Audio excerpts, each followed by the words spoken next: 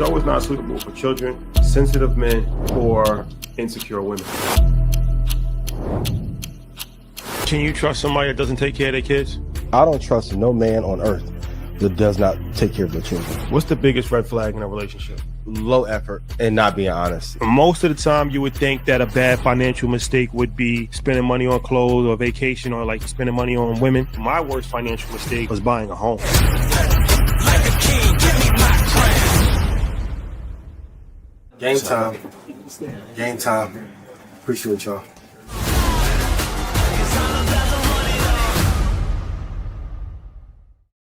Yes, sir. We're back. Blackout. Yeah, I didn't think we was gonna make it today. We made it. We here. No. Key lesson: don't miss any of your obligations. That's a fact. Don't miss any of your obligations. No matter what.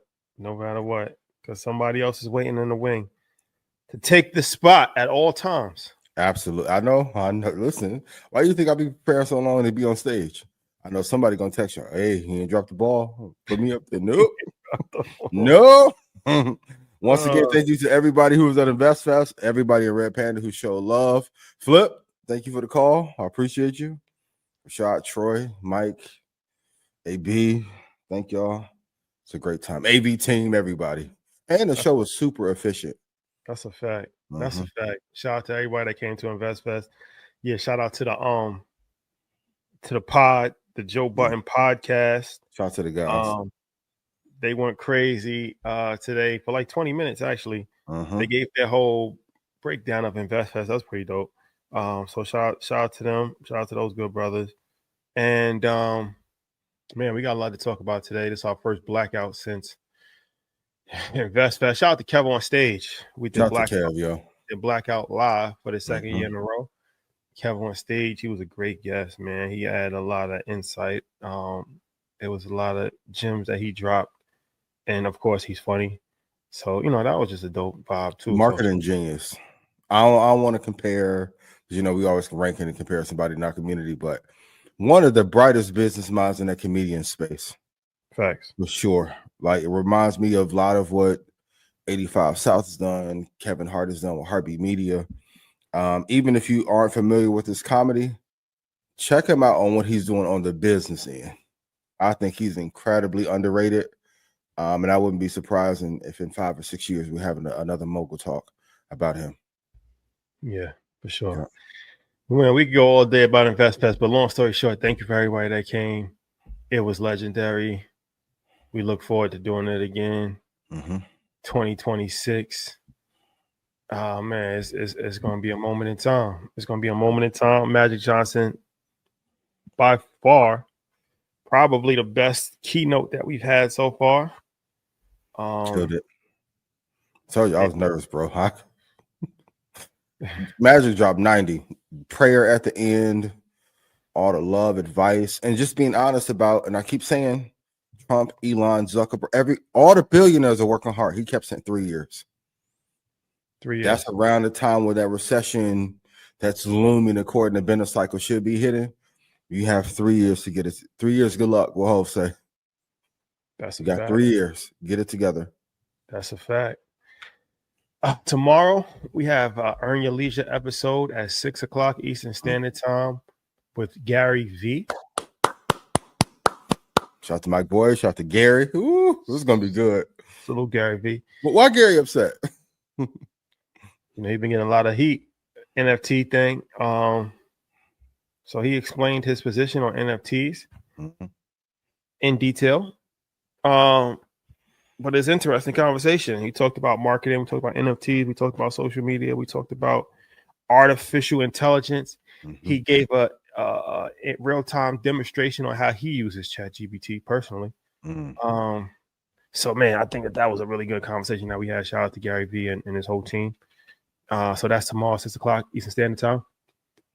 It's going to be a good one. We're on a roll. We're on a roll. That's a fact. Per usual. That's a fact. And that Kevin on stage segment, maybe like next week or the week after, we gotta just put that in one of these blackout episodes. Absolutely. That was a lot of information and a lot of game given. And then we got an interesting response when he gave his commentary on one thing, but we'll save it and insert it into the show. That's a fact. We gotta put that clip on social media. Okay, we got some more stuff that we're gonna talk about mid-roll. But Ian, any announcements? Stock club sale. You have is it over yet? Wait, well, I was gonna talk about that mid-roll, but we can talk about it now. No, we do mid-roll. You're right. Stock club call this Sunday at 7 p.m. If you want the slides, if you're in stock club, they will be released on Telegram at 7 p.m. on Friday. It's 95 degrees. And if I made you money, please put yes in chat. I'm happy to be here. Shout out to everybody that I met in Atlanta. InvestFest was amazing. There's some conversations on if this was the best one, too. We got to have that conversation. I think it was. In my opinion, I think this was the best one that was. I do too. I think this was the best one that was had so far. How much of a mistake would it have been if you would have sold a year or two?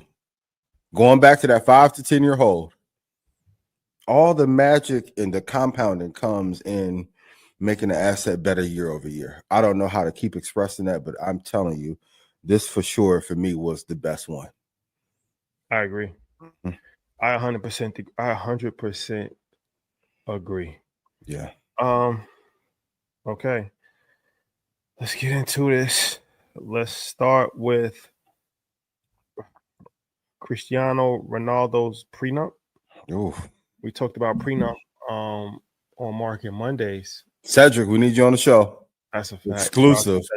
He did his thing at InvestFest also. So the details of his prenup has come out, and it looks like he's required to pay $114,000 per month if they do break up, and hands over his $5.6 million mansion in Madrid, Spain. So okay, fair enough. How do you feel about that? Oh my God. Well, keep in mind, he got almost $1 billion contract. Let's put things in perspective, right? Like, Troy, maybe you can get the stats, but I'm pretty sure he has almost close to $1 billion contract in Saudi Arabia. You know, he lives in Saudi Arabia. He's on the Saudi Arabia squad. So, okay, it may sound like a lot of money, but given the ratio of wealth that he has, it's not that bad of a deal. That ring he got, insane. You think he felt it because they've been together for a while? You think he felt the pressure, or even more importantly, when's the timing? Should you get married at your peak or once you're about to ride off into the sunset? I think the lawyers structured an amazing prenup and post-nuptial deal, like $114 a month. That's not the $5 million mansion. He can go do a TikTok and go get $6 million. So that's not the issue here. But do you think if you are a high net worth, high achieving person, should you get married in the peak of your career or towards the sunset exiting phase? I think it depends. Everybody's different. But I just think you good. From a financial standpoint, because I know there's some critics that's like, well, y'all get on Blackout and y'all talk about other people. Well, it's always done from an educational standpoint. It's a case study. Right, exactly. So the whole premise of a platform is to build wealth and protect wealth. It makes no sense to build wealth if you're not protecting the wealth. Mm-hmm. So this conversation is a conversation about protecting the wealth and what's intelligent. And yeah, Troy, the deal's valued at nearly $700 million over 2 years, by the way. That's includes a base salary of around $245 million annually. So let's put things in perspective. He's getting $350 million a year for the next 2 years. Him potentially, maybe, if they get a divorce, having to pay $114,000 a month that's not breaking nothing. It's not breaking the bank. And he has children. I think he got like 3 children, something like that. Mm-hmm. So, you always want to maintain. So, okay, so here's for the critics. It's like, oh, why y'all talking about another man? Okay, so goes back to the case. Why talking about us? So here's the case study element of it. In my opinion, as a father, let's take the husband out of it. As a father, your number one responsibility is to make sure that your children are taken care of at all times. And their lifestyle shouldn't, rule of thumb, your children's lifestyle should never decrease from what they're currently at. That's just my opinion. True. So if you've put them in a situation where they're going to private school and they have at least one vacation a year and they're doing da-da-da, I personally don't think that now, because you're no longer with the mother, they should have to go to a public school and you cut the vacation. Now, if you have to, because your income goes down, then hey, sacrifices have to be made across the board. Budget cuts happen. But if you're not in the eye of the law, if you sign that agreement, though. If your income doesn't go down and your lifestyle doesn't change, don't compromise the lifestyle of your children. And by not compromising the lifestyle of your children, of course, you're going to have to make sure that the mother has the same or close to the same lifestyle as well, because 9 times out of 10, she's going to be the primary caregiver if they're living with her. So the children can't keep a high level lifestyle and the mother's lifestyle goes down. That's impossible. They're attached. They're one and the same. So a lot of times when people break up, it's from an emotional standpoint of you want to punish the mother, but which you shouldn't do. Right. You can't take care of the children without taking care of the mother, unless you have full custody. But like I said, at least in America, that's a rare. That's not the norm. That's rare, right? So if you cannot, I'll say this again, because this goes back to the whole child support conversation that we've had several times. You can't take care of a child if you don't take care of the mother. Are you trying to go viral? It's 100% fact. Because a lot of people don't understand that. They'll be like, okay, well, I'm getting the kid. What you paying in child? I'm not paying nothing in child support, but I make sure my kid got sneakers. I make sure that, when they come over, the Juicy Juice and Jordan's not enough. I'm sorry. That's not enough. It's not enough, bro.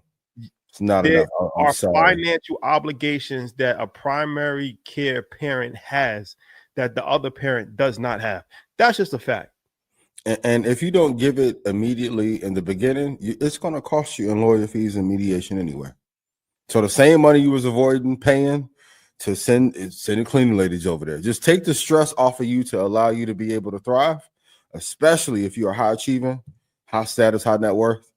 If not, the group chat going to tell her, hey, girl, it's time to go refile. You got to manage those situations comfortably. And sometimes they just want to know, and those prenups they'll be taken care of in addition to losing love of their life. They can't be in squalor and lose the love of their life. So, but for financial ratio purposes, this is 0.1% of his net worth per year that he would have to invest if they split. Yeah, he's super good. He's super good. But then the first is billionaire athlete. Also, it goes back to, okay, nobody wants to have other people around their children, right? That's a sensitive conversation. Yeah. Well, one of the ways where you can at least, because there's no guarantee, but one of the ways where you can at least try to have some level of say so in that conversation and navigate that correctly is to make sure that the mother is taken care of. Because best believe if the mother's not taken care of, you have a 0% chance of trying to navigate that situation. She's going to be outside with Otis Thorpe. And like I said, it still might happen. It still might happen. But at least you have a higher percentage chance of trying to steer that ship, as opposed to if you're not having no financial help, forget about it. It's going to be baby boy. Want some breakfast? Melvin. Want some breakfast? Scrambled eggs in the morning. Do what you have to do. Take care of the family. And that environment, the kid, even when you're not there, if the mother is stressed, that's going to go into your child anyway. So make sure that you're doing what you're supposed to do. And it's not about tricking on, because I hear some of y'all say, well, I don't want to do this and we're not together. But if you chose to have a child and you break up the home and you cause a Cheyenne Bryant, that's us. Hey, I saw you in Ish going back and forth. If you are a creator of a broken home, it's your job to make that home at peace, even if you're not there. And you can't thrive on your own. Like I see a lot of men get into it and do that. I'm like, it's hard to be productive and have interpersonal issues like that going on. 100%. 100%. So, okay. All right. So, yeah, Okay, I'm sure we probably gonna get a bunch of different simp feedback. Sentiment on what I've learned from this past week. Sentiment versus real life interaction are two totally different things. Oh no, 100%. I had this conversation with Charlamagne. It's the vocal minority, the vocal minority that is online because making comments and all of that. Like when you touch the people, 25,000 people never lie. You can't fake that. That's not AI like Will Smith concert. Will, I love you. You it can't is what like it is. Judy's in the back, like my chest was shaking from how loud they were screaming in the building. Like, what? It's a different feeling. So focus on those you've impacted in real life and leave the internet. I even had somebody like, yo, he talking about VIX levels. You can't even trade or invest an indicator. No, the VIX is something, an asset that can be traded if you've been trading futures for 10 or 12 years. You may not know that.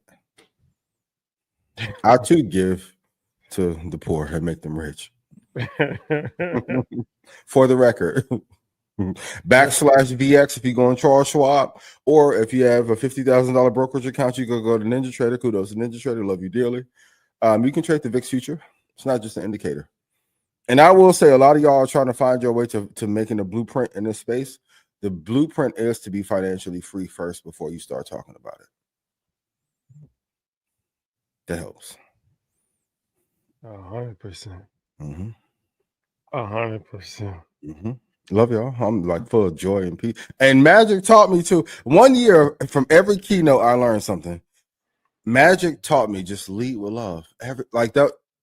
Troy said it. I got emotional. It said the same thing. He like just to see a person who's been a star since the 70s pour into the crowd like that and then end it in prayer.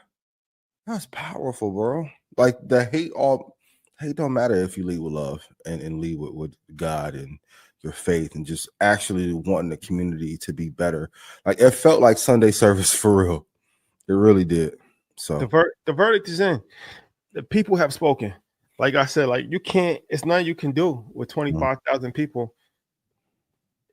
Vocal minority controls the internet, but in person, that's when you really see what's really going on. God is good. And Tai Chi, take all any negative energy that is thrown to you, do the Goku, power up, and give back to the people and to the community. Yep. Nope. He said, no, you're not on my level. Get your waist sweep. I sold what your whole album sold in my first week. We are leading with love. But it's true. But we are leading with love. We are leading with love. Everybody in chat, keep me accountable. When I get off the rails, just say, Ian, lead with love. Shout out to Brother Love. We are leading with love. It's a fact, though. Speaking of changing direction, what you think about? Okay, let's do a marketing lesson. Is outrage marketing a way to drum up interest for a business without putting together a complicated marketing campaign? Cracker Barrel changed their logo, which was horrendous, and it was so terrible that Trump got on True Social and Twitter and told him to change it back, and it did. And it seems like people I've never even known to eat a Cracker Barrel. Like, man, I'm going back because they get back to the original formula. Do you think this was a orchestrated campaign? Yeah. Well, why did they change their logo again? Well, you know, the consultants probably came in and sold them. It was racist? Allegedly. They wanted a reimagining and a new take on what the logo should look like to be more sensitive to the climate that we're in. Shout out to our trainer. Yeah, I'll say one thing, man. Trump, this guy, man, it's unbelievable. Like what president chimes in on, like, I can go on for days about that Trump is doing, but he was right. The whole logo is way better. It was just Cracker Barrel with a little ugly background. What? I mean, sometimes as long as they talk about you, that's why. Congratulations, 25,000 couldn't do it without you guys. Because what ends up happening is that you become top of people's mind. For sure. Right? And now, like you said, nobody was thinking about Cracker Barrel. At least I wasn't. Not national press like this. No, I didn't know about this until Spiritual Word posted it. I saw it on Spiritual Word page. Shout to them. And I'm like, okay, it's interesting. Cracker Barrel changed the logo. Trump said change back the logo. They changed back logo. Okay. Now I'm still not buying Cracker Barrel, but at least it's something that I haven't thought about Cracker Barrel ever in my life. So that made it a trending topic in my head, at least, and I'm sure a lot of other people. So same with the Gene Company we talked about a month ago. But like, I don't think outrage marketing is a quick hack. But I don't think this is outrage. I don't think this is outrage marketing. Though. Outrage marketing is like when Gucci had the blackface, right? You can say like that might be outrage marketing. It was, and it worked.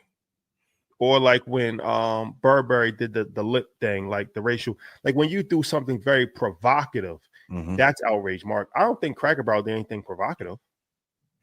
The logo was terrible though. Kudos to whatever ad agency. The old logo or the new logo? The one that they changed it to. It was just a barrel. It was just a barrel. Yeah. What was wrong with it? I don't think nothing was wrong with the original logo, but the one that I'm sure they probably charged $500,000 for that new reimagining of the logo. Being in the ad space, I've seen some crazy things. It wasn't Burberry. Montclair did something crazy. Yeah, there's different forms of outrage, especially if you know the base and their target market. But it was just fascinating, just from a market share perspective, how sales adjusted just by going back to the original formula. Coke did it when they had new Coke back in the day. I know some of you are too young to remember that, but you had a second version of Coke. It wasn't that good. Some would say that's what initiated the change from sugar to aspartame into beverage products at scale. I don't know. That's above my pay grade. But this has been done historically to drum up interest if something is failing, to have activism and have people upset to then get you to go back into the store and buy more. 100%. 100%. All right. Well, okay. So let's take a break from that for a minute to pay homage to Ian's performance at InvestFest. If you watch the Joe Budden podcast, I think you should watch the Joe Budden podcast, everybody. And they had they start off the show with like a 20-minute breakdown of InvestFest. I mean, of course, a lot of it was like commentary about ish, jokes, stuff like that. But towards the end, Queen's Flip he spoke about Ian, and he was saying that like he didn't fully understand the impact that he had, because he's like, when he comes on the Joe Budden podcast, kind of, has some words, but it's not like he's overly aggressive in his conversation. Yeah. So he didn't know that he commanded that type of stage presence. So when he saw, 18,000 people standing on their feet and taking notes and had their cell phones out, it kind of like opened his eyes, let's just say that, to like, oh shit, this is actually bigger than just, social media or, internet podcaster. So if you were in the building for Ian's presentation, put fire in chat, because classic performance. In my opinion, that was your best one that you've done so far. In my opinion. A lot of people saying that. A lot of people saying very much. It touched a variety of different topics. Very timely with artificial intelligence, how you tied the artificial intelligence into trading. Talk about NVIDIA, Microsoft. Went from investing to trading, high level, back to regular everyday person could understand it. It was emotional. It was, it was played on a variety of different themes throughout the course of the 45-minute conversation. Like I said, to get up stage and talk 50, 45 minutes by yourself is not easy. Anybody that's ever done a speech at high school, I know, it's not an easy feat. 3 minutes is a lifetime. Yeah. By yourself, let alone 45 minutes. So, all right. Excellent job. Excellent presentation. Thank you, my brother. Broke everything down. So, okay. That whole thing will be in Stock Club. So when you talk about Stock Club all the time, Stock Club is Ian's community that he's built. And what it is it's a community of traders and investors. And, one of the things about stock market investing is that you should always invest all the time, dollar cost averaging.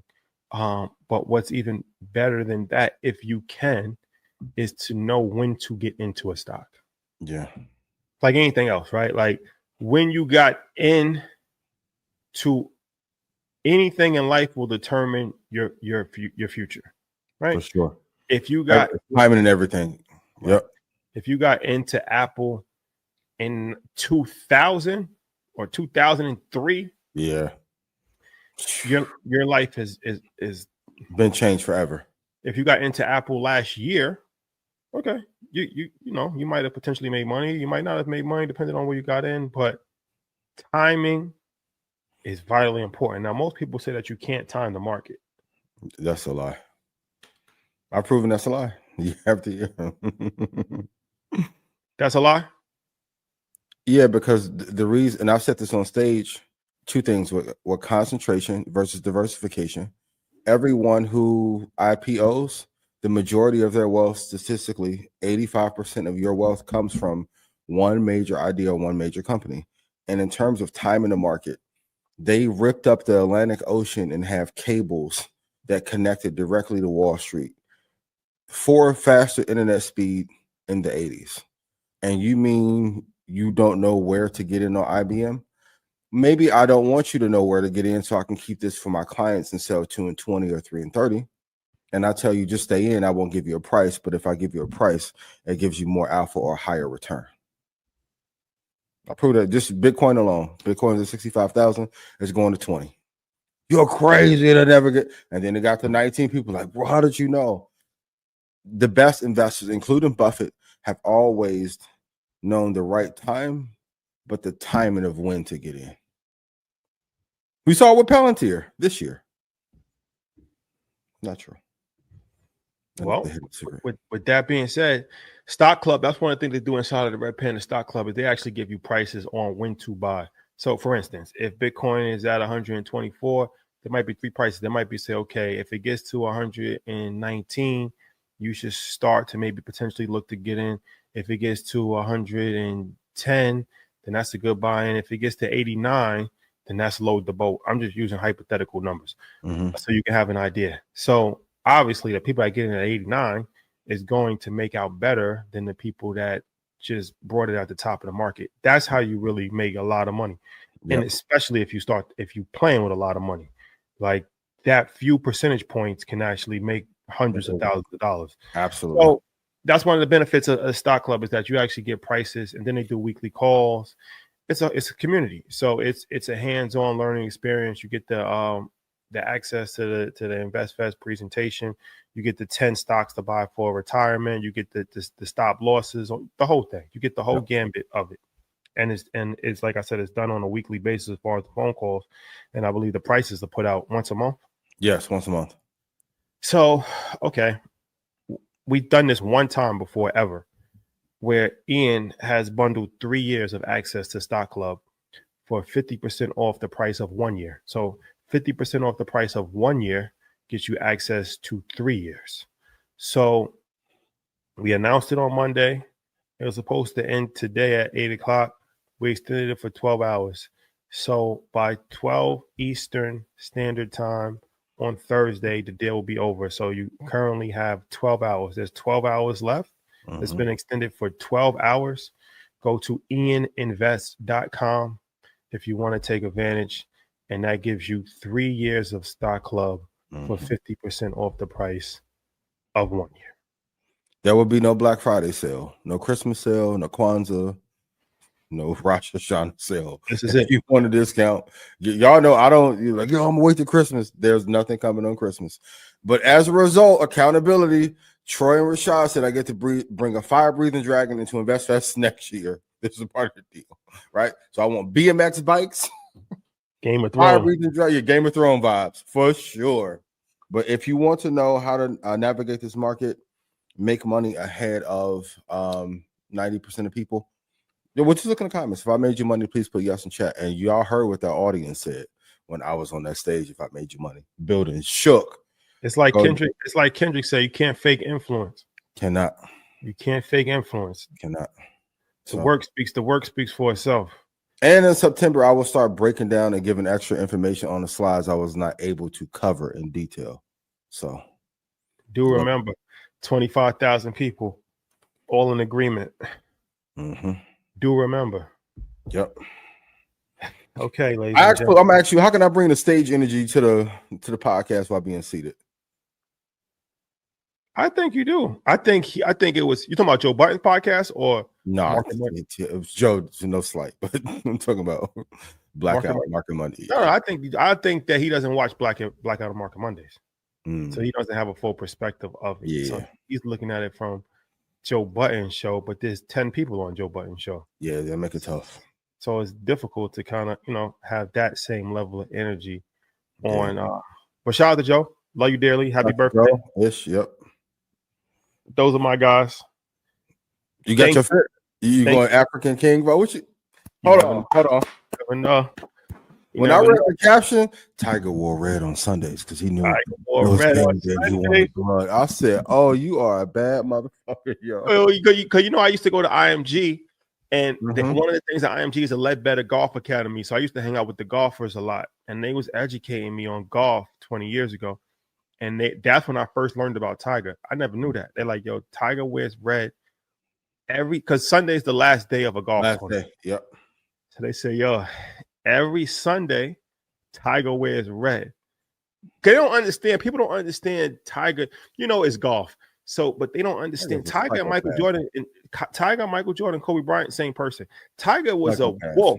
In his heyday, he was an intimidator. Like Tiger was a wolf. He was an animal. Like he was the type of dude that was going for blood. Like it doesn't show because it's not trash talking his golf, but he had little intimidation methods where they were scared of Tiger. Super intense person. Yep. Super intense. Yep. Super intense. Like he had that Mamba mentality on the golf course. And he's like one of those people that was like one of the first people to bring that type of energy to golf. That's why like when he took the green, they were scared. Like people was really scared of Tiger in his heyday. It's unfortunate now because his career has kind of had a fall from grace. Yeah, it's fall from grace, and it's been a fall for a long time. But in his prime, he's like one of the most feared athletes ever. For sure. He's like Mike Tyson. Like dudes, that's how much they feared him. Like they didn't want to see Tiger on the green. Yeah. But that comes from preparation. I know a lot of times people think that's arrogance, but going back to when his dad had him training early, like you've been training since you were 3 years old. Like it's a lot of time put into mastery, and sometimes that mastery can come off as arrogance. And he's just outworked this competition. I remember he was the first golfer I saw that looked like they were on a weight training program. That's a fact. But then it also goes back to psychological. All right. So this from a business marketing standpoint, right?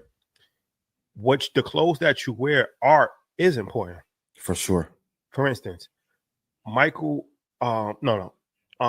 Tyson. Mike Tyson. So if you study boxing, you understand, most boxers, they come out with like, the rope, like Floyd always wears some crazy shit.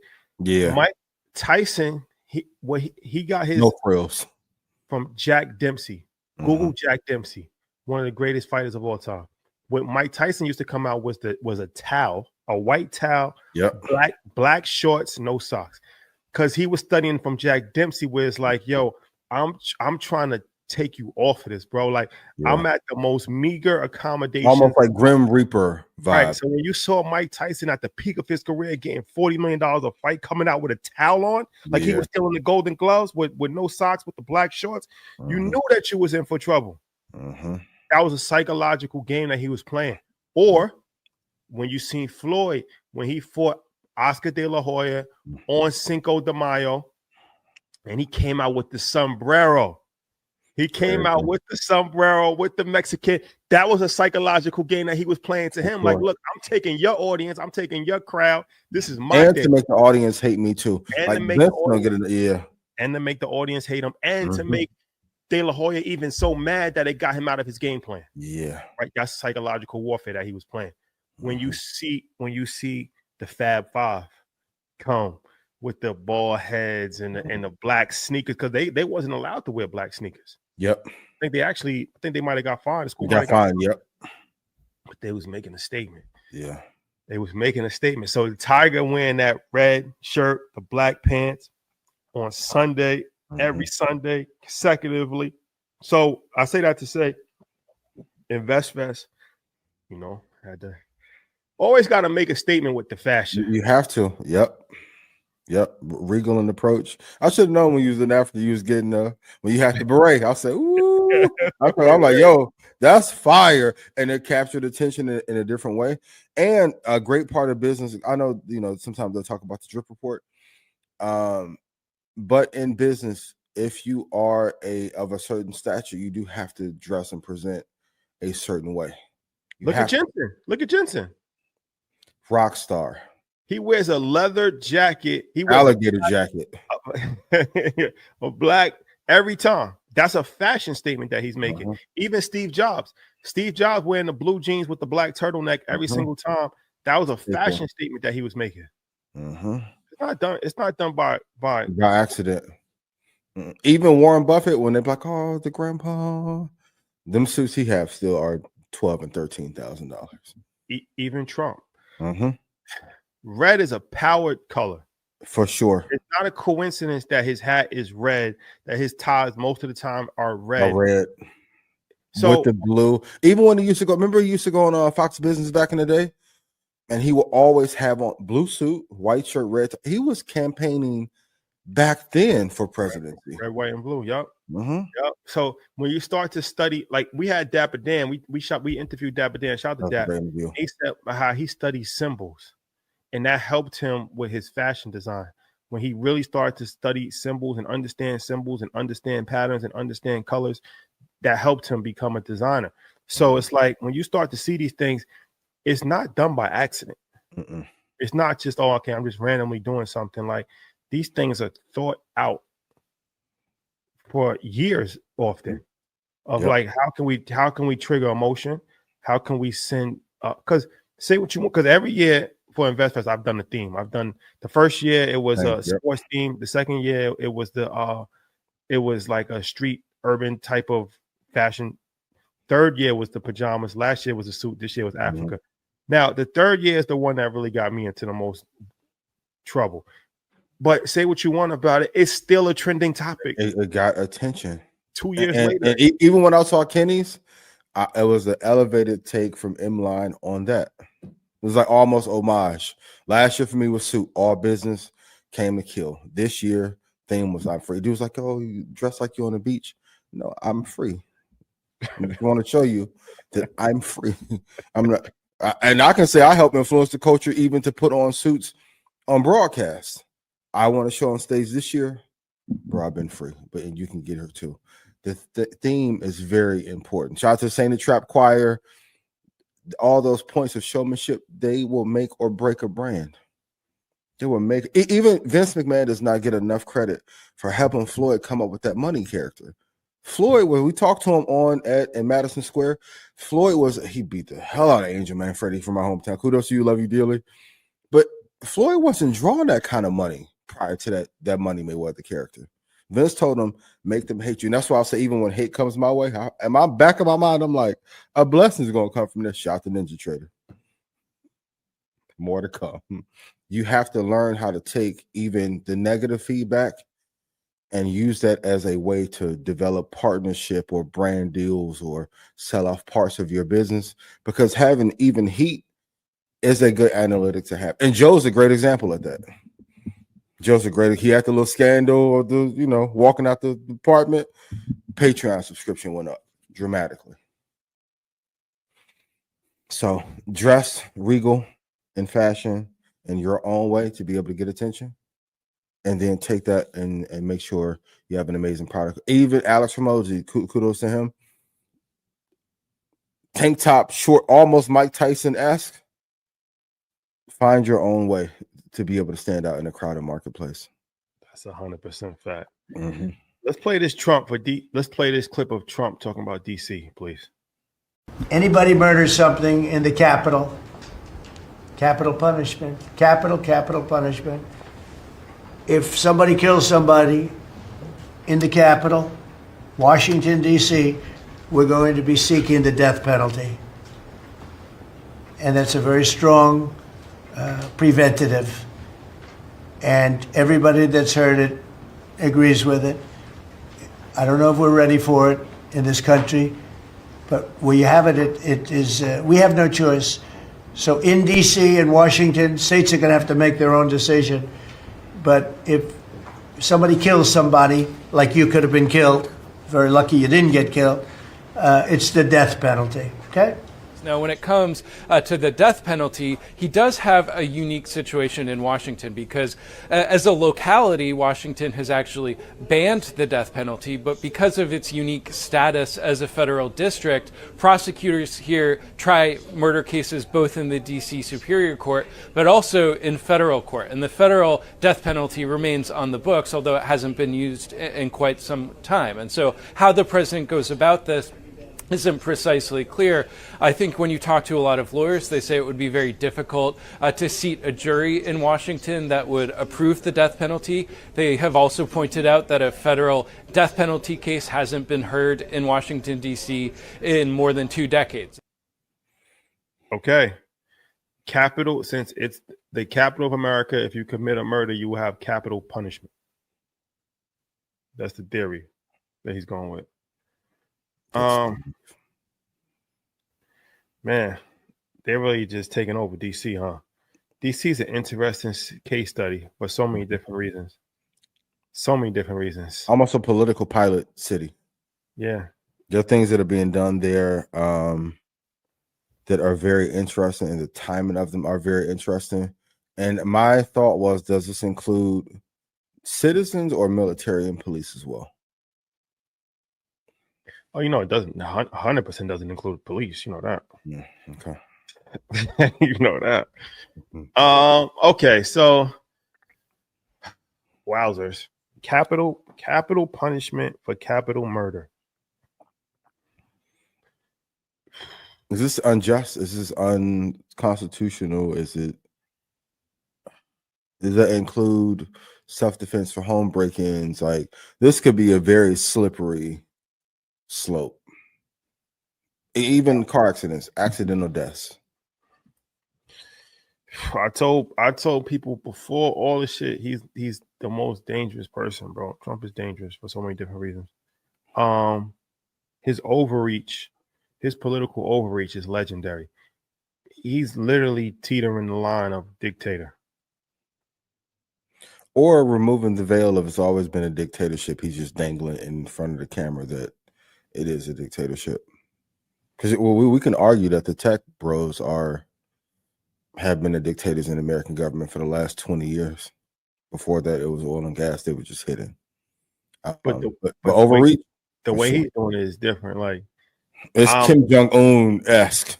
I'm sending the National Guard into D.C. Chicago's next. New York is next. We're taking over D.C. If you commit a murder in D.C., you're 100% going to get the death penalty. That's not even how America works. Like, It doesn't work like that. Like, the sentencing guidelines for a president, it's unprecedented. For a president to come in and set mandatory death sentencing guidelines, they're going to have a legal shit show with this. Like, you know how many court systems you got? He just disregarded every court system in America, all of the appellate courts, all the judges. He just disregarded all of that and said, look, this is what we're going to do. This is the new mandatory minimum for murder. You commit a murder, you get murdered. That's the mandatory sentencing. That's crazy. That's actually crazy. I did on stage say, though, here's a prompt for those who didn't get the slides. Based on political affiliation, those who donated to his campaign and who has favor with him in office, which companies will have an upswing in return from 2024 to 2028 based on being president? Geo Group pension, a prison system, is one of the biggest donors. So maybe, because even when donors allocate funds to your campaign, depending on what industry you're in, these things happen in cycles. Do I think he wants to clean up the city and make it safer? Maybe that's 5% of it. I think the other 95 is to rule with the iron fist. but also to pay back the monetary favors that were given to him by his political and donor base, for sure. I don't think this is an accident at all. I think even getting away with sending the National Guard into DC and no one really pushing back on it was a way to offset this next move. It was a test to see what he can get away with. But do I think it's right? Absolutely not. Because it's such a slippery slope of what can happen. It's really fascinating to see. And no Democrats are pushing back. I know Democrats are tired of me talking about y'all. I only hear Plies and Gavin Newsom talking. When y'all gonna say something? And Charlemagne is on their head, man. Charlemagne, he's on the Democrats' head. Crazy. Like he has some choice words for Hakeem Jeffries. What did he say? Call a good brother Charlemagne real quick. Yeah, Charlemagne, he's on one. Mm-hmm. But it's needed. It's needed. No disrespect to any one person, but I just feel like the political structure in general, when it comes to the Democrats, they're not fighting hard enough. I've been saying this for the last 3 years. What I told you in the election, if Plies is your biggest voice, shots Plies, you're losing. It's over with. Most Democrats are too in the middle and afraid because they don't want to run into that buzzsaw. I get it. Even with them trying to float out AOC, she's not ready yet. Don't prematurely cut her legs how you guys did Bernie Sanders. Don't do it. 100% fact. 100%. The Democrats seem to have no farming system for the next start. Like me and Ladune and Ty was talking about this on the way to the airport. He like, you think Gavin can win? I'm like, he's a good candidate, but you can already hear the Republican pitch is he ruined California. How do you offset that? The fire disaster just happened there on your watch. There hasn't been as much talk of what recovery efforts have been done and what has been done to mitigate or take the risk out of that thing happening nationwide. That's a buzzsaw. Democrats, you guys got to start fighting back. Because if not, if Peter Thiel, even with Trump saying we're going to invest in more companies, he's building his war chest. Palantir may be one of the companies that the government invests into next, which Peter's already there. But if I want to get my guy in the office, because Trump, you only have a few more years, JD's already there. Maybe. He got the Trump 2020, was it 2028 campaign going? I didn't want to bring it up, but he got the merch. He showed when the EU leaders came, he showed them the hats. He don't care.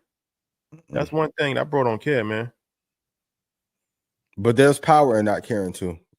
Like if you don't know what you're capable of and you just ask for forgiveness later, it's one way to lead for sure. Especially if no one's going to stop you. I'm not saying it's right, but sometimes pushing the envelope and then asking for forgiveness is the way to go. No slight to Gavin Newsom. I think your family is lovely. I think yada yada. But put in chat. What do you think about Trump's saying in Washington D.C. he's trying to mandate if you commit a murder, you get murdered. And you see, he just fired that black lady. Yeah, from the Fed board. I'm telling you, man, this dude don't care, man. 100% don't care. And, we never even spoke about the Smithsonian Museum of African American History, where they trying to defund that and they're trying to take away. They're trying to say that there's too much emphasis on how bad slavery was, and they want to revamp. They want to revamp the depictions of what the experience for Black people were in America, because they said there's too much of an emphasis on negativity when it comes to slavery. This dude is dangerous, man. If you don't like, it's not just him, but he represents a thought, an ideology. The Project 2025 thing was not a myth. That crowd is very quiet. It's not a myth. It's a fact. And everything that they said that they're going to do, they're doing. Like, you literally are trying to whitewash the history right in front of people's eyes. You reconstructing Confederate statues to pay homage. You're trying to dismantle any remnants of teaching of things that have happened in the past, whether it's slavery, whether it's discrimination, whether it's redlining, whether it's Black Wall Street. You're trying to just wipe that away. Before, this is how the Egypt thing happened. Like, when they do these archaeological things, I see on the other things like, oh, scientists are baffled when they found a sculpture of an early pharaoh in his nose. I'm like, because he was Black. The Black people left Egypt. Before you know it, then you had Elizabeth Taylor playing Cleopatra. Yeah. And then it's just propaganda matter. Then it's just accepted that Egyptians are white and nobody questions it. Yeah. Which is a hell of a psyop. I never thought I would see that work, but it worked. But that's what happens when you keep. We were in Egypt and people was like, Egyptians aren't African. I was like, it's on. If you ever go to Egypt, it's written on the walls inside of the pyramids. If you go to the Valley of the Kings, in Luxor.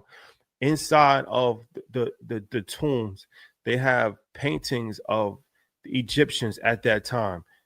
Their skin is darker than mine. I mean, that's the proof. Like, you could take anything else, like, that's the proof right there. Like, the skin is darker than mine. So how you speed up 5,000 years? How do they become white people? Well, if you tell it enough, and it's not history. And it's not combated, that's what you call rewriting history. Yeah. That's why I keep using that word, reimagining. That's the kind of way of rewriting. And it's been done historically, even with inventions and business deal structure, intellectual property, and now with AI, you get to rewrite things a lot faster. It's interesting, to say the least. Okay. Shout out to all the MAGA folks out there. Okay. Robinhood CEO Vlad Tenav. You want to play this clip? Yes. Play this clip, please. I do worry generally about the short-term impacts of AI on the labor market. I think that, in the next 5 to 10 years, if you believe some of the optimistic estimates for the GDP growth and what it takes to get that, 6+% GDP growth, if we're in the bullish AI adoption scenario, there's going to be a lot of labor force disruption. And I think that's actually a huge tailwind for the importance of retail investing. So I think it's going to become more important to invest, because if you can't rely on labor to generate money to make a living, capital becomes more important. And so we're going to have to make it easier for people to learn about investing, invest from an early age, get their kids investing. And I think it's going to be private industry like Robinhood, also the government, that's going to have to step in. And I think you're seeing the beginnings of this shift. Okay. Shout out to Vlad, a friend of the show. So he said something that, we've been saying, but at a certain point in time, investing is not optional. It's actually mandatory to supplement income and wealth building, because artificial intelligence is going to take away job opportunities. Yep. And income opportunities. So in order to combat the income opportunities that are taken away from technology, you have to supplement that through investing and trading. Red Panda Stock Club sale, 50% off right now for 12 hours, gives you access for 3 years. It's mandatory. He told you it's mandatory. If you don't know how to trade, or if you don't know how to invest your money, you're screwed. This is one of the richest people in the world, who's one of the most powerful people in technology, let alone investing. Like, technology, right? He's a tech guy. He revolutionized how Robinhood became famous is that they democratized investing. That's for sure. That's through technology. So I think he knows what he's talking about. And even for people who say, well, he's saying that because he wants people on his platform, and be super honest, man, Vlad been rich, super wealthy for a long time. He doesn't need more users on his platform. Get to Robinhood Gold, all that cool. He doesn't need it. Like, just the American landscape of the debt to GDP ratio for what it is, how high debt is, how the cost of everything is so high. Jobs are not going to be created. The purpose of AI on the enterprise side, for sure, is to be able to eliminate 28 to 51% of the workforce. It is a reimagining of what the American economy looks like, because we can't afford it. We've borrowed so much money and we've printed so much money that it's impossible to do. It's impossible to do. So it is a mandatory prerequisite if you want to be free. Just even right in Atlanta, seeing the cost of houses in Atlanta. Like, I remember in 2007, some of those houses in Alpharetta and Sandy Springs were $400,000 or $500,000. Now they're $3 and $6 million. What are you gonna do? It's mandatory. Mm-hmm. Mandatory. Yep. To all my creatives, the platforms that you upload your content on are the companies you need to invest in. Apple, Google. Everyone's streaming directly to YouTube. And I'm like, are you buying Google shares? Nope. You already know how powerful the platform is. Invest in the spaces in which you are uploading your content, and you'll be fine, including Apple as well. But you have to invest. If not, you are going to be left behind and no one's going to care. And especially for all the men that have people to take care of, whether it's family or extended family, that's no excuse. You have to put 25 or 50% of your money away into the market, hold for 5 years. You will thank me forever for putting that money into the market. I keep saying it. Magic told you 3 years. Trump is hustling his ass off. The government is now saying, we're going to take over and be private equity and VC firms to buy into American companies because the debt is so high. It's not because they love Intel so fucking much. You just can't afford for Intel to die on its watch. And I'm wondering if Lululemon falls far enough, or Nike, a lot of these companies are going to get partially, this is going to be the new bailout. Let me get 10 to 15% of an override to keep you alive. The government's fucking investing. And they got tanks and ships and shit all around the world, and they're investing. You can't afford not to. Can't afford not to. It's non-negotiable. Mm-hmm. You have to find a way for your money to make money, because if you have less opportunities to make money, that's the opportunity. Mm-hmm. And truth be told, everyone's like, oh, delegation. You got to delegate. Delegating to the AI way better than delegating to a human. Way better. So on a cost basis, I'm not going to say we're entering a 05 to 07 like kind of crisis, but it's similar to that. And they're trying to offset the downturn by using AI, especially in enterprise, to increase productivity, but to also make sure that the revenue and profit margin is higher. You're going to have to cut payroll. And then once that's cut, as it was in 07 and 08, that job market is never going to go back there. If you just look at the rate of hiring from 2003 to 07 and compare it to now, drastic difference. Those jobs never came back. Never came back. Even in most grocery stores, if you go, there's one checkout person, even at Target. So Dr. Bryant. Bro, there's one person there, then fucking 12 places you can self-checkout. 100%. Mm-hmm. 100%. Okay. All right. And talk about Paul Pierce, or skip it. Yeah, we can talk about Paul Pierce.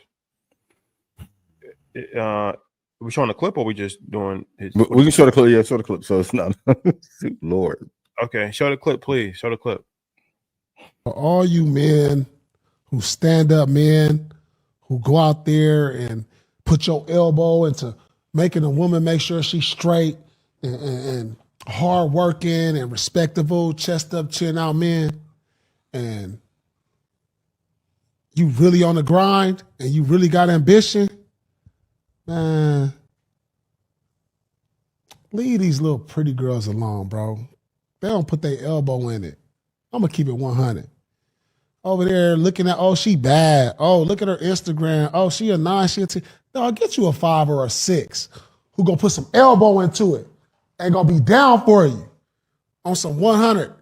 You know what I'm saying? They gonna look at you like, why he with her? Don't worry about why I'm with her. Cause she gonna do everything you ain't doing. 100%. And that's the new wave we should be on, fellas. Like, man, forget all that how you look when you with your arm around her. Nah, she ain't got no substance to her. Okay. Shout to the truth. So, saying that men should 5s and 6 and leave 10s alone. Is this advice rooted in relationship stability? Or it's just reflecting insecurity and control issues? What do you think? Me personally, I never agree with this sentiment. And I've been doing this since I was 17, probably. Yeah. So before there was before there was a thing called podcast. Let the record reflect, ladies and gentlemen, because I know that they're gonna be like, oh, because y'all got a little stream and did it. No, we're not gonna do that. Y'all finally got lit and y'all want to talk all this. Y'all was the type of dudes back in the day. Nope, let the record reflect. Respectfully and humbly, of course. And the dudes who be saying that be the lamest dudes ever in the history of life. You nobody. In high school, you were nobody. Look dusty. And you're a nobody now. These are jokes from my 85 South. Yes, Carlos. I don't agree with that. I just don't. Tell me why. Because I feel like, okay, the thought process behind that is that a girl, like there's a song back in the days that says, if you want a happy life, get an ugly wife. Oh, that's wild. This is what my mom used to tell me. This is a song when she was a kid. I forgot the name of it. Maybe we can Google it. But this is a song that. So this is nothing new. This way of thinking is nothing new. Yeah. So the theory comes from the prettier a woman looks, the more high maintenance that she's going to be, the more desired that she's going to be, the more headaches that she's going to be. As far as financially, you got to take care of her. Every guy's going to want to talk to her. She's going to be wanting to get pampered. Whereas if you get somebody that may be quote unquote, because everybody's beautiful in God's eyes. Let's just put that out there right now. Beauty's in the eye of the beholder. You are a media mogul. Oh my God. But if you I'm learning to control my emotions and reaction on camera. Got you. But if you get somebody that may not be as visually appealing to most today's society standards, then it will be easier because there'll be a more appreciative. There'll be lower maintenance. There'll be less people that want them, as far as they'll be less desired. So it's an easier ride as opposed to. I don't agree with that. That's not true, yo. I don't agree with that because I feel like, okay, from a standpoint of, you'd be surprised. A lot of pretty or beautiful women are the most insecure. For sure. And as many men are not going up to them to holler as you think. You'd be surprised. A bunch of women out of like, yo, anybody trying to talk to me all weekend. Or they get talked to so much and it's just so much nonsense that they deflected. They got a defense shield up. Yeah, like you can actually get in just with a regular. How about people ask me, yo, what's the best pickup line? Hello, how you doing? That's the best pickup line. Have a normal conversation. I'm not fucking doing no magic trick and showing shit out the back of my ear and all that. Like, you know what I'm saying? Like, you tell me where the nearest Chipotle is? I'll see some of y'all be doing that. Where's the marketplace? You in the marketplace. What do you be normal? Yeah. Now I'll say this because he's an NBA player. All those NBA players running the same packs and they got the same and they run the same girl. That's problematic because the women that you're choosing, it's not necessarily like you're specifically those 10s, 9s that you're in are industry veterans, right? That's the ones that's causing you problems. Sure. That goes back to the social media followers. That goes back to all of that. Like, it's not so much of the looks. It's that type. It's the specific type that you're looking at. You can get a 10 from Omaha, Nebraska right now with 1,000 followers. For sure. On the humble. Out the way. And it's no problem. There's no problem. Now, if you're going to, if you're going to go to West Hollywood and get the girl that, you know what I'm saying, already done been with every NBA draft pick and rapper and okay, you're going to have some problems. Yeah. Because that's going, you know what comes with that. Mm-hmm. So I think from him, he's looking at it from a perspective of the bubble that they've put themselves in as far as the NBA play. Because they all deal with the same girls. I know this for a fact. Yeah. I knew this when I was 18 years old, when I was hanging around NBA players. I'm like, that always amazed me. Like, y'all got all this money and all this access, and y'all dealing with the same. Y'all drafting the same girl. Yep. Crazy. You can't. Go ahead. You can't out the bubble and find something that nobody knows. Like me personally, I want something that I don't want the same girl that every single person already. You know what I'm saying? That's what we call mixy. That's the kind term. Mm-hmm. Yeah, you don't want that. That's all in the video, dancing, twerking. No, and because of social media, respectfully, the 5s and 6s don't know that they're 5s and 6s no more. That part, a 5 and 6. Everybody think they're a bad bitch now. Ladies, even with men. Neil Long put it up. Just put that little shout out.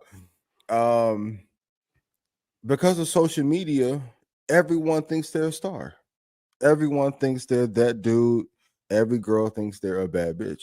Like, it's women that maybe 10 years ago who wouldn't have had that motion or celebrity or even local social media fame. They think they're on the same level as Beyonce or whoever. It's mass delusion at its finest. So even finding a person who would say, I'm a 5 or a 6, man, boy, it's not there. Do you think somebody is going to say they're a 5 or a 6? Well, they used to.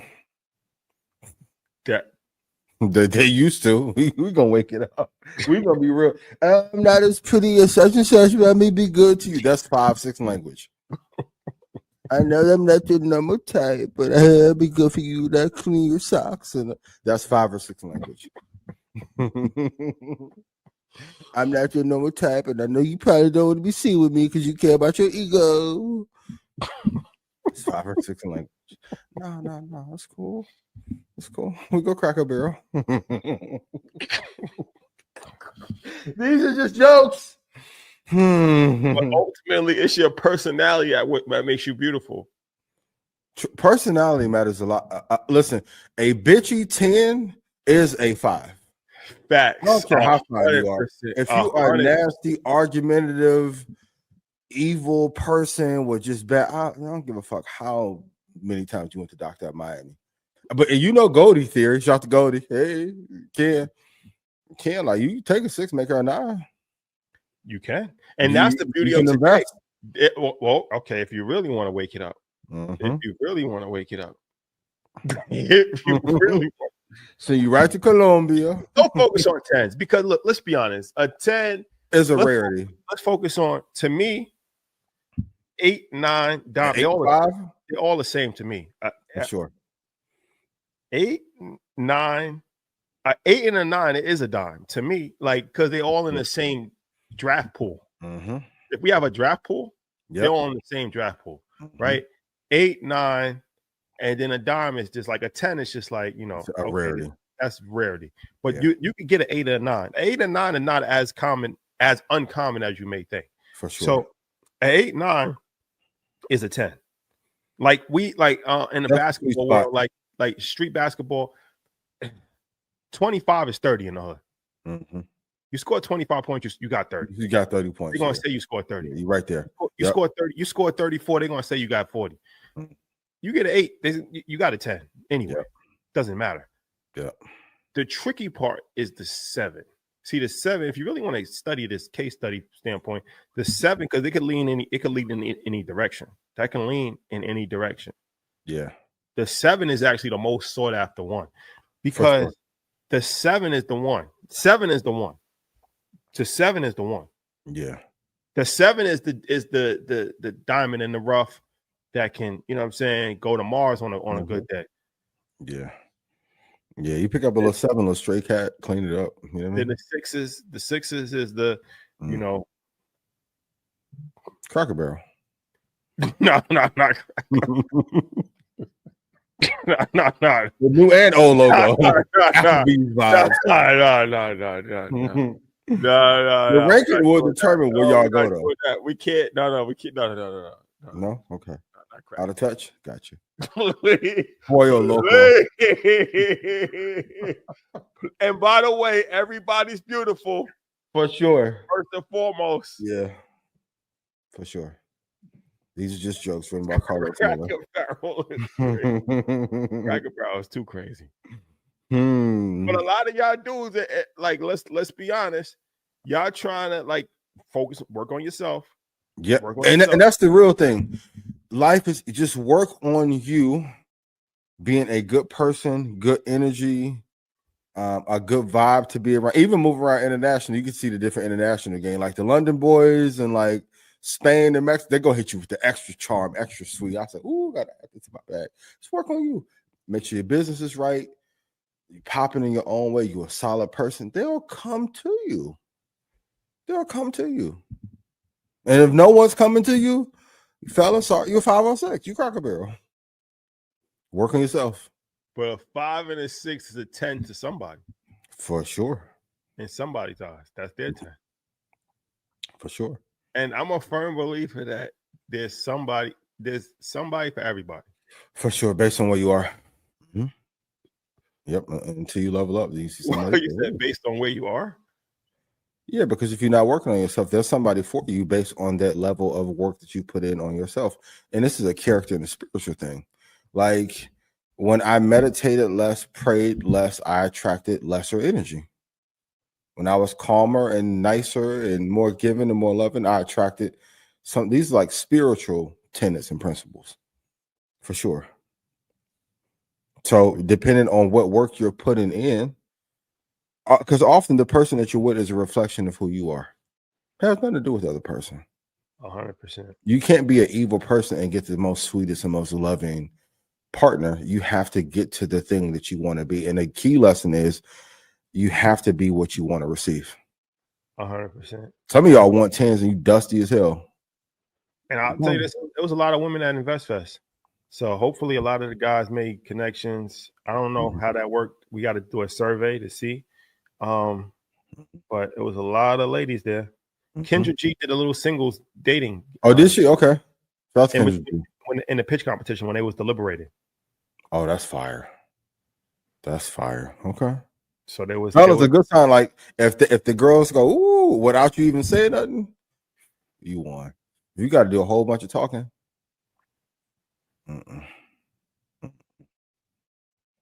Got more work to do. And we all have more work to do. We all have more work to do. But shout out to the 5s and 6s of the world. You guys make the world go round. You are crazy. And the 5s, the middle of the pack be more entitled. Look, more entitled? You'll be surprised. They're living in delusion on Instagram.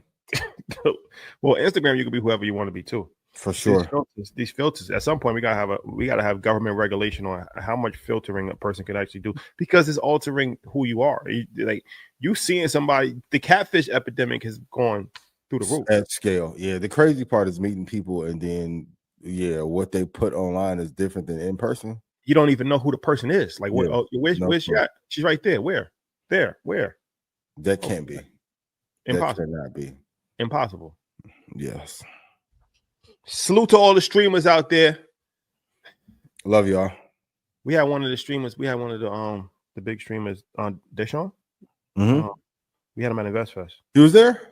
Yeah. I might get to him. Okay. Friday. He was there on Friday. Yeah. Shout out to all the streamers out there, man. Yeah.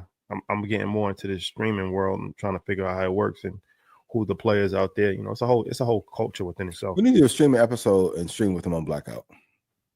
Stream on Blackout? Like just a day in the life type thing?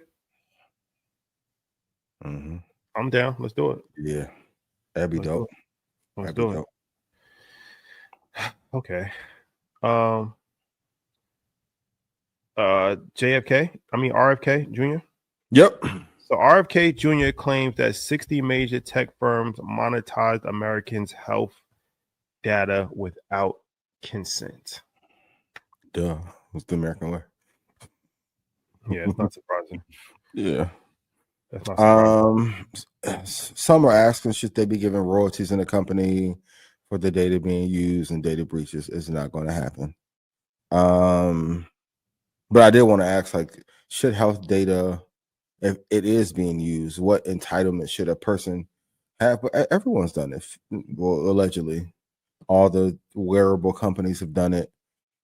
And that's why when I'm disappointed at Apple, they were one of the first ones to, at scale, show the health data in your phone and Apple Watch and not break into the space properly. But from a legal standpoint, if they're monetizing it, shouldn't that user base get something out of it? Well, that's class action lawsuit. So I think this is the biggest. If this is true, this will be the biggest data breach since the Facebook Cambridge Analytica scandal. So usually when these type of situations, I think it's happened with Apple before. It happens all the time. Yeah. And it's a class action lawsuit, and billions of dollars gets rewarded, and the average person gets $23 when you break it down. Yep. So that's what's going to probably end up happening. They're going to have a class action lawsuit, and there's going to be, $6 billion was awarded, and then by the time you get your claim, it's going to be $14.99. And if I made $160 million off of it, the $6 billion fine is worth it. The thing about it is this: there's no privacy. The more you know that, the better off you'll be, right? I look at it like, okay, you go to TSA, they got your eyeball scan, they got your fingerprint. You go to the doctor, they got your blood. They take in hair samples from you. You don't, even your social security number. Everybody's social security number has been compromised by China. Yep. Everybody's social security number is compromised. Everybody's payment credit card history is up. Everybody's GPS on their card tracks where you've been. For sure. Everybody's credit card records. Like, there is no privacy. No, privacy's been dead for a long time. And we willingly, like, I remember when we were kids, the fear was Big Brother was going to take over, and we buy the Big Brother tech now and be happy to do it. First day release on the wake up. Yeah. So yeah, there's no privacy. 100%. But kudos to RFK Jr. for fighting some of these beasts. I know people had criticism of him, but on the health and this kind of data front, he's doing an amazing job at trying to bring some change about, for sure. And if they already have the data of most Americans, especially with the language models without the governors on them, the lookalike audience you can make and data sampling and recreation that you can do to know what the trends are going to be in the next 10 years, you don't even need the data no more. 100%. You got the sample size for the last 10, 15 years. 100%. Yep. 100%. It should be right on the blockchain. 100%. 100%. Okay. I got a question for you. Who was the most shocking performance or presenter or speaker at InvestFest that you wasn't aware was that amazing or would give that kind of information? I already knew Alicia Little was dope, but I heard a lot about her presentation. I heard a lot about Austin. What up and comers are you looking forward to seeing back next year that killed it on stage? Alicia Little definitely got a lot of buzz. Austin got a lot of buzz. And this isn't no disrespect, because obviously he's already extremely wealthy and he did a great job on Market Mondays. But Cedric Nash, like I said, I mean, I wasn't surprised, but the feedback that I got, a lot of people was like, yo, this is one of the best moments. And he really did a great job. And the feedback from his presentation was amazing. Yeah, amazing. Kudos to that brother. Yeah. And Cedric, I keep saying it, he is such a great person. Not only great business person, but like in terms of integrity, honor, he's just cut from a different cloth, but he's actually living everything that he's talked about. We both spoken at a summit, just does good business, like very kind, no competitive spirit. He's like, I want to help. I want to be on more. Let's figure out more we can do. Like, just a great energy. Good dude. Oh, in the China panel, I got a lot. I mean, I knew they was going to do well. But oh yeah, shout out to my China crew, Blair and Neffy. I think they had some tech issues with Paulina. We actually zoomed somebody in from China, but they had some tech issues with that. But that was another one where I got a lot of great feedback from. That's good. Yeah, that's what about you? Alicia Little, same. Cedric, Austin. I mean, we should have known that, of course, because he is him. There was a lot of great feedback about Charlamagne and Steve segment too, though. Oh yeah, sure. yeah. Sure. And just from like a performance standpoint too, that tonight's conversation ensemble was really good. I know they didn't get as much time as they were originally. Oh my God. And this is the reason why. Ray Daniels this last year, boy. Woo. Like I like when I see people, it clicks for them that they're about to walk into a moment and they're just fearless. His energy, passion, love for the people, because he's found a way to, same with like Blackout, to put the medicine inside of the candy. Ray killed it. Ray killed it. Ray's a star, yo. Shout out to Ray. Yeah. But it's too many. I mean, Floor J, the NIL panel. It's just too many, man. Like, you know. Shout out to Floor J. Shout out to our mom. Amazing. Yeah. Yeah, they say Keys, but Keys not a surprise though. Like Keys always. That's expected for every time. Mm-hmm. That's expected. Yeah, Keys. He gonna always do what he do, no matter what. He gonna be a highlight every year, no matter what. And be kind. I'm gonna say this lovingly and with kindness. Be kind to every person that you meet, because you never know when you may need their help. Because that could have been a magical moment, but then the key dodged the bullet for sure. See, even when things don't go right, sometimes God is just looking out for you. 100%. 100%. Yep. 100%. Okay, where you want to go next? Self-improvement. Yeah, let's do that. I think this was a powerful quote. So there's a viral post that says, "Stop lying to yourself. You don't actually want to get better. Your habits prove you're a liar." Wow. It's true. If you want to be great at something, and people often will ask me for advice like, hey, how do I get into the market? How do I invest? What companies do I invest in? I'm like, if you watch 2 episodes of Market Monday, you have the answers to that. Sometimes people will ask the question to avoid the accountability of actually getting started. Like even with us, people are, what's the blueprint for you? I'm like, whatever you want, just do it every day. Yes, we're tired post Invest Fest. Shout out to the team at Speaker Box. I was talking to Sarah. I'm like, you tired? Like, yeah,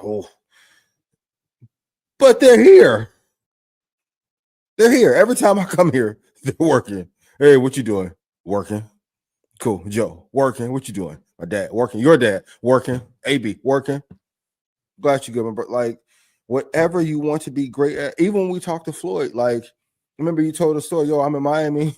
This Floyd post-retirement, getting in 7 miles, still staying in condition. Like, I think a lot of times and this is where the jealousy kicks in. People will say that they want an outcome but won't put in the work a year prior. I had a bunch of people like, I'm proud of you, and I want to be on stage. I'm like, I work all year. I planned and worked on my presentation for 6.5 months for 55 minutes to be on stage. I don't know if most people are willing to do that. 100%. So it's easy to say that you want something, but will you go towards that goal every day and forsake a lot of fun to get it? And the best apology is change behavior. I'm a big proponent. Like, you know, some people, their love language is words of affirmation. My love language is acts of service. Like, show me. Show me. Yep.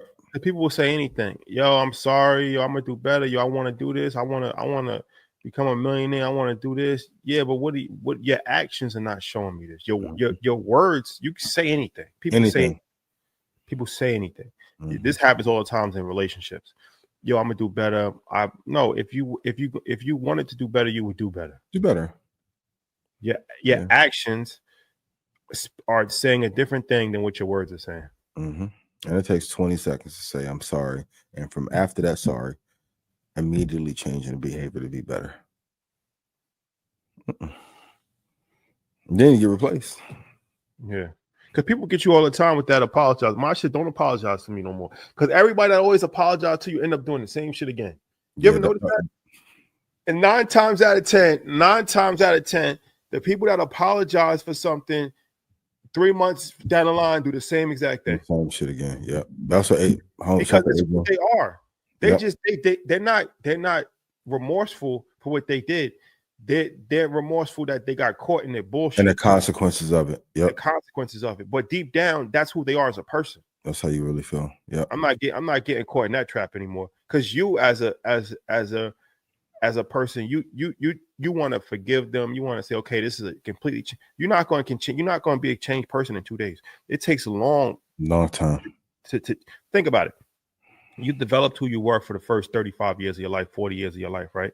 You think that in 48 hours that everything is going to turn around. That's not even fair to that person. You got to go to therapy. You got to work on yourself. You got to do. It's going to take another 5 years for you to rewire yourself to actually be a completely different person. You're not going to be a completely different person in 2 days just because you got caught in some dumb shit that you did. You just saying shit out your mouth, like because you don't want to deal with the consequences. Yep.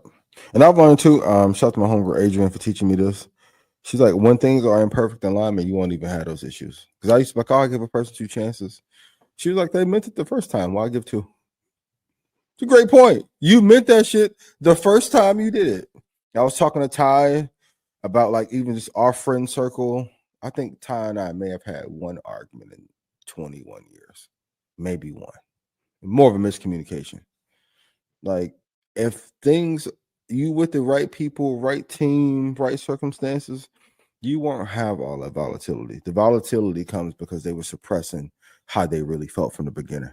That's a fact. And that's even, before I used to do the 3 strikes you out rule, where I need to see something. If it happens 3 times, then okay, I can't rock. Because I'm like, okay, the first time is a random mistake. Anybody can make a mistake. The second time is this is dangerous. You're giving grace. But I'm still going to give you grace. The third time, though, this is premeditated. This is a lifestyle decision, and I just can't do this. But then, as I got older, I went to the Drake shit. You get one chance to go foul on me. After that, one and done. Now it's one and done. I don't have time. I just physically don't have time, energy, patience. Now it's one and done. Now, if you do some shit one time with me, now I'm done. Nice to know you. I love you dearly. Thank you for our time. And then exit on grace. This is the thing I'm learning. Exit with grace. Especially a thief. It's my fault. If you steal some shit, there's no second chance for a thief. I agree. Because that's not going that's inside you. Yeah. That's inside. That's an internal issue. That's a character thing. Yeah. Like I ain't steal when I was broke. Like that's a character flaw. Don't take anything. Yeah. Because if you steal, you'll kill. 100%. You'll do anything. That's why I said there's no honor amongst thieves. If you can steal something, you're capable of pretty much doing anything. Yeah. But it's a great lessons learned. But Magic taught me just lead with love. Lead with love. He gave love to Michael, greatest of all time. LeBron, a bad boy too. Shout out to Bron, shout out to Rich Paul, Mav, whole gang. Just lead with love. Lead with love. 100%. Okay. Why don't they have these debates in investing? What debates? The greatest. Who's the greatest investor of all time? Yeah, like how they do Michael and LeBron. Like I wish that would stop in our community. And I get it because Skip needed to do it for ratings and all that shit, but it's like it's such a dead and non-important conversation in the grand scheme of things. I just notice other communities don't do it. Because there's other investors that have beaten Buffett. They just don't get talked about as much. The Medallion Fund wiping down a lot of shit that any other fund had. But Jim just enjoyed his life and was quiet and stayed behind the scenes and, So it's just interesting, like, even for that in this era to come up. Mike been retired, 30 years? 20 years? I think Warren Buffett has had a title.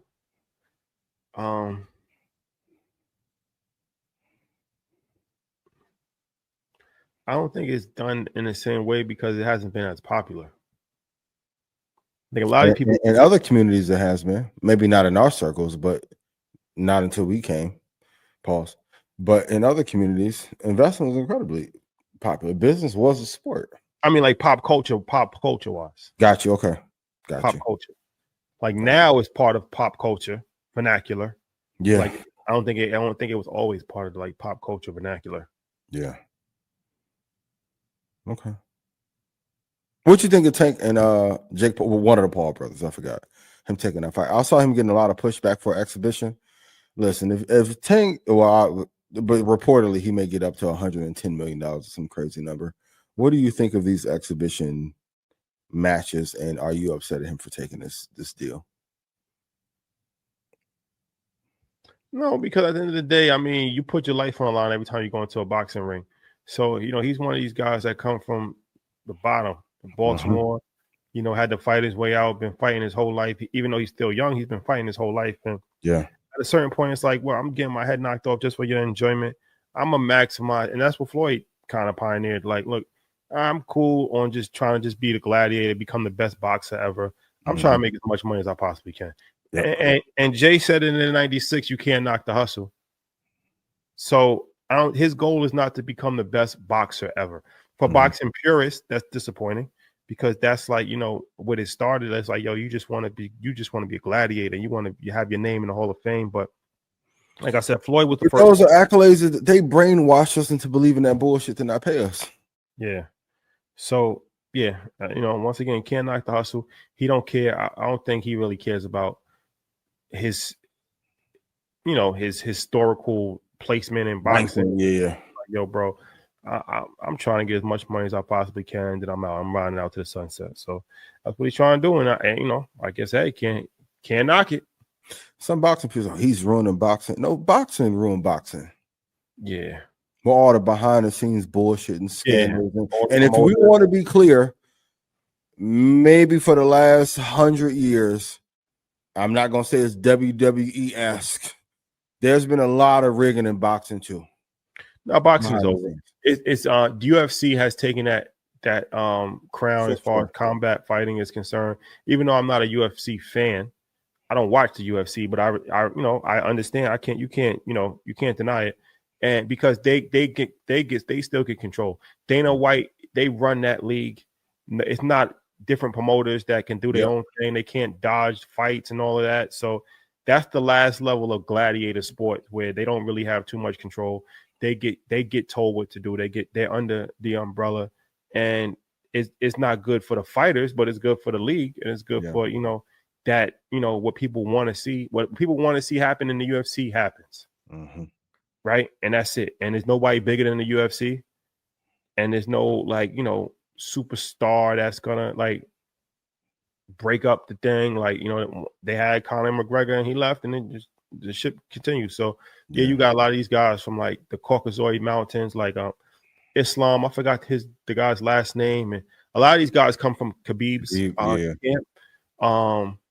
But they're not like they walk they're not like personalities like Conor McGregor was probably the last personality like that, like where he thought he was bigger than the situation, and then they proved like, you're not bigger than the situation, you're going, or he just made so much money off the alcohol. I'm not getting back in that fucking ring again.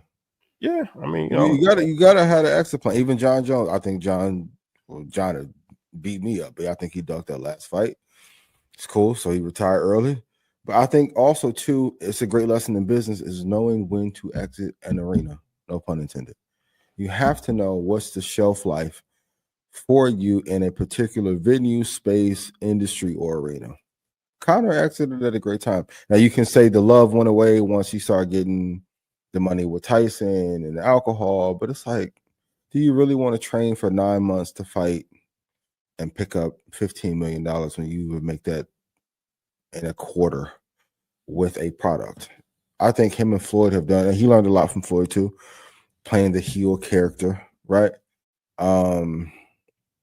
I think he exited at the right time. And it sucks to see other boxers who have not, and then they go on a squalor and the fans be like, oh, I remember when he was a dope fighter, but they won't help you if you're broke. A lot of fighters die broke.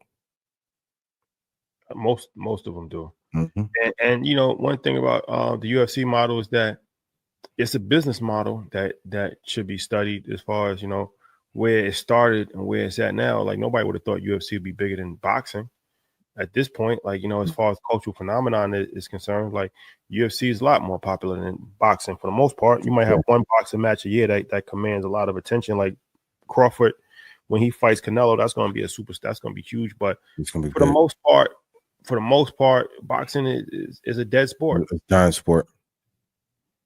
Yeah. It's actually a dead sport for the most part. It's like a dead sport. Well, yeah, if the exhibitions are the biggest thing, yeah. The exhibition is the biggest thing in boxing, right?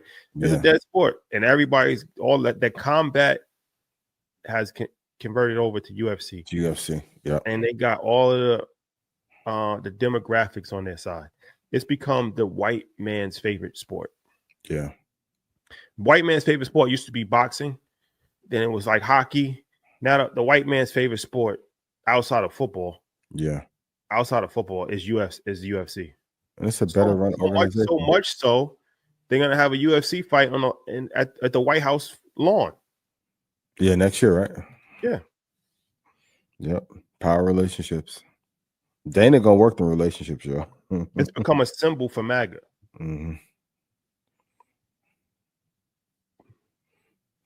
So I mean, looking at it from that standpoint as a businessman, if I'm Tank, fuck it. I mean, the sport's dead anyway, right? 110 is 110, bro. I'm probably at the tail end of my career anyway. Who cares if I never actually fought anybody? I'm rich. And even when he was trying to do the fight here in Houston, there was issues with that and venue, and it's like a lot of politics behind the scenes that stops a lot of great fights from happening. Not fighters always ducking shit either. Splits and come on, bro. I'm not gonna fight you for peanuts. He's the biggest boxer in our culture. As far as personality concerned, you could say Bud Crawford, but Bud Crawford doesn't command that same type of attention from a personality standpoint. So he's the culture's favorite. He's undefeated. He has one draw on his record. You keep fighting, eventually you're gonna lose, and you're not gonna have that same mystique that you have once you officially lose a fight. Yeah, I think that last fight kind of put things in perspective. Where a lot of people felt like he lost that fight. I was actually there. So he's like, you know what? I'm not. Fuck it. Before y'all pick me apart and do all of this, let me get my exit early. Yep. And then he'll go back to fighting traditional bouts after that, but maybe whatever he gets, 50, 110, 80. Come on, bro.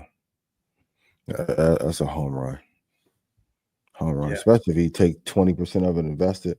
Hey man, he'll be good forever, and so will his kids. Facts. 100%. All right. Yeah. Anything else left to talk about? No, I just want to stream. Let's get together some streamers. The streamers. We gotta get this Miami. 100%. 100%. Yeah, I think that'd be dope. 100%. All right, you gonna get some rest this week, or you just back to it? No days off for the wicked grinding. You know, it's no days off, man. We back to it. But taking a little slow. But we back in the gym. Back doing all the daily grind. Grind never stops. Yep. Shout out to Wild Things. Shout out to Wild Things brand. Bucky with this t-shirt. Shout out to Godspeed for the hat. Support black business at all times. M-Line. Tough. Nice activation too in the marketplace. Facts. Shout out to my brother Scoochie. You can't see the shorts, but I got the revamped shorts on. So I'm all black designers right now. Black brand, back on that kick. Well, I never really left, but highlight. And the dope thing too is a lot of these people that were sending me merch actually had booths at InvestFest. Like Wild Things had a booth at InvestFest. There was a few people that I've shouted out on the show that I actually got to meet the owners. I never met them before. Yeah, that was pretty dope. Yeah. Wild Thing sent me a care package. I'm like, I got you. You'll see it on the ground. Yeah. That's my guy, Ty. Appreciate you. They doing their thing. Do remember, Stock Club sale, there's 12 hours left. 50% off the price of 1 year's membership will get you 3 years access.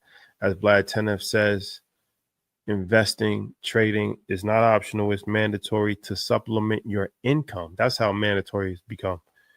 Implement to supplement your income.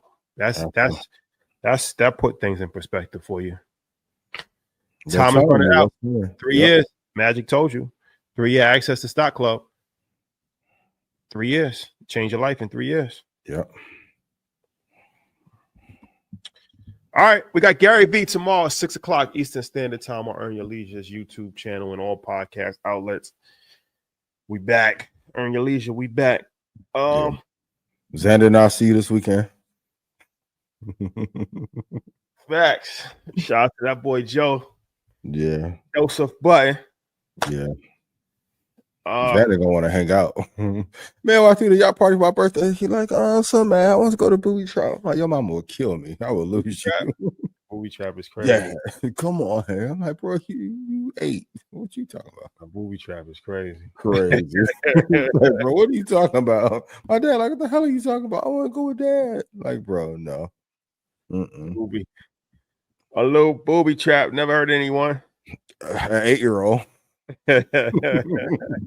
What? So, but my boy will be in the building. Looking forward to it, man. Yeah, it's gonna be a good time. All right, guys. It's been real. We'll see you tomorrow. Tap in. Love is love. It's gonna be a great episode. IanInvest.com. That's the website. IanInvest.com. IanInvest.com. All right, guys. Been real. Peace.